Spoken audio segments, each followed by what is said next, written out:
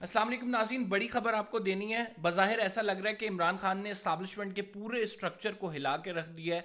ये 2 दिन जो गिरफ्तारी के थे, इसके बाद फ़ौजी कमान में मज़ीद तब्दीलियाँ जो है मुतवक्के हैं। एक तब्दीली की खबर हमने आपको सुबह दी कि कोर कमांडर लाहौर का तबादला कर दिया गया है। उनकी जगह फैयाज शाह जो डीजी आर्म्स थे, आईजी आर्म्स से सॉरी, उनको जो है कोर कमांडर लाहौर बना दिया गया है। मजीद कौन सी तब्दीलियां होने वाली हैं हम इस व्लॉग में शेयर करेंगे, और ये तब्दीलियां क्यों मुतवक्के हैं, कौन से ऐसे कोर कमांडर्स हैं जिनको चेंज किया जा रहा है। और कोर कमांडर बड़े की पोजीशन पे होते हैं, आर्मी चीफ की कोर टीम होती है, तो आर्मी चीफ साहब क्यों सोच रहे हैं कि कोर कमांडर्स को अपने चेंज करें। र्यूमर और खबर, इन दोनों चीज़ों में डिफरेंस हम कर लेते हैं। और मैं आपको बताता हूँ कि एक खबर थी कि 4 कोर कमांडर्स ऐसे हैं जिन्होंने रेजिस्ट किया कि वो पीटीआई के जो प्रोटेस्टर्स निकलेंगे उनके आगे उनको उनके सामने गोली नहीं चलाएंगे या उनको कुछ नहीं कहेंगे। ये खबर किस हद तक दुरुस्त है, इसका भी जायज़ा ले लेते हैं, और साथ आपको ये भी बताते हैं कि आखिर वजूहात क्या बनी है। क्या इमरान खान वजह बने हैं इस तब्दीली के, या कोई और वजूहात हैं। ये तमाम चीज़ें हम इस व्लॉग में डिस्कस करें। अगर आपने चैनल सब्सक्राइब नहीं किया, सब्सक्राइब ज़रूर कर लें, बेल का आइकन ज़रूर दबाएं। आपके कमेंट्स में पढ़ता हूँ, रीड करता हूँ, और कोशिश होती है कि हर किसी को जवाब दिया जाए। नाज़रीन, ये कोई छोटी तब्दीली नहीं है जो आने वाली है, ये बड़ी तब्दीली है। और बड़ी तब्दीली इस वजह से मैं ये कह रहा हूँ कि हर कोई कोर कमांडर जो है उसके पास बहुत ज़्यादा पावर्स होती हैं, वो एक पूरे इलाके का इंचार्ज होता है, और उसके पास जो मतलब फॉर एग्जांपल कराची का कोर कमांडर है या लाहौर का कोर कमांडर है, वो पूरे उस सिटी को, उस एरिए को देख रहा होता है, फुली पावरफुल होता है और जवाबदेह भी होता है। कोर कमांडर मीटिंग्स में मुल्क के वो फैसले किए जाते हैं जो आपको पता है कि सिक्योरिटी इस्टेब्लिशमेंट के फैसले करार पाते हैं, और हाई प्रोफाइल मिलिट्री इस्टेब्लिशमेंट के फैसले होते हैं जिन पे मनोअन अमल होता है। तो आखिर क्यों जनरल आसिम मुनीर साहब अपनी टीम तब्दील करने का सोच रहे हैं। एक जो कोर कमांडर है उनकी तब्दीली के मैं आपको बता देता हूँ वजूहात क्या बनी है।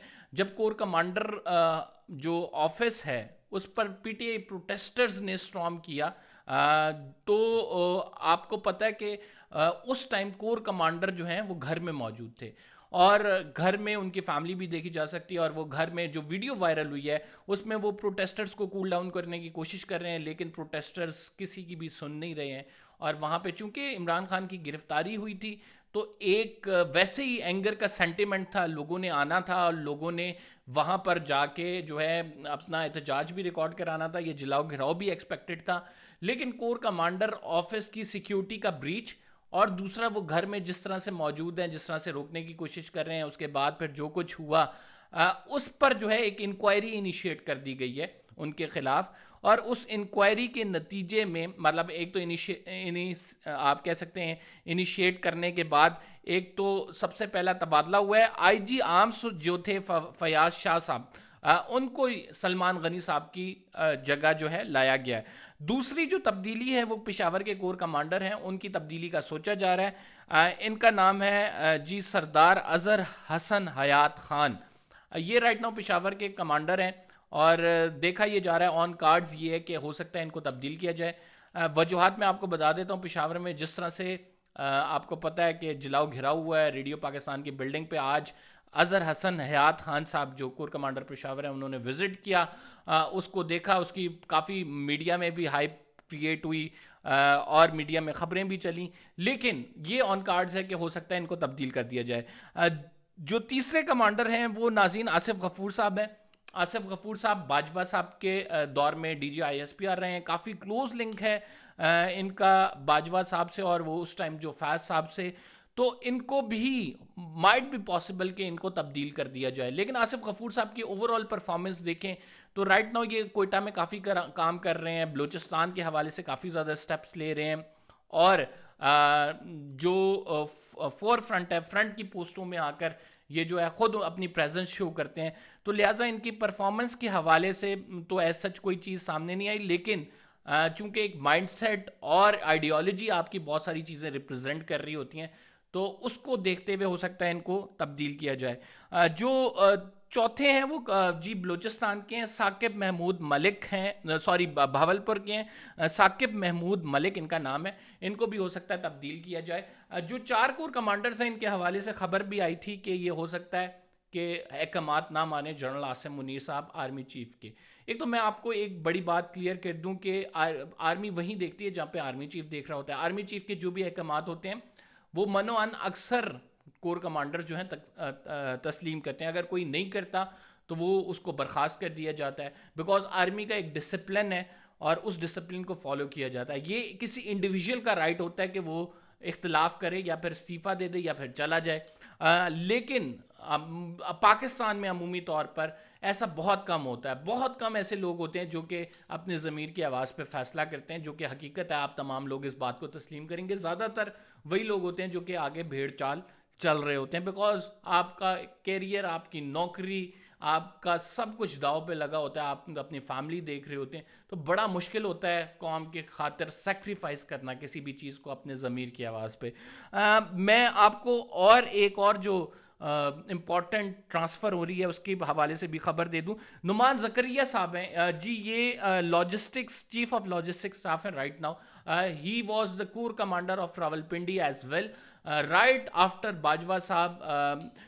باجوہ صاحب ایکچولی آپ کے یہ کہہ سکتے ہیں نومینیٹڈ ہم اور posted him as Corps Commander Rawalpindi, and after 4 days he had been removed from his post just because کہ جنرل عاصم منیر صاحب آئے, انہوں نے اپنی ٹیم سنبھالی اور پھر انہوں نے جو سی جی ایس ہے چیف آف جنرل اسٹاف وہ لگا دیا جنرل سعید کو, اور جنرل سعید جو ہے رائٹ ناؤ وہ سی جی ایس ہیں اور بڑے کی بندے ہیں عاصم منیر صاحب کے.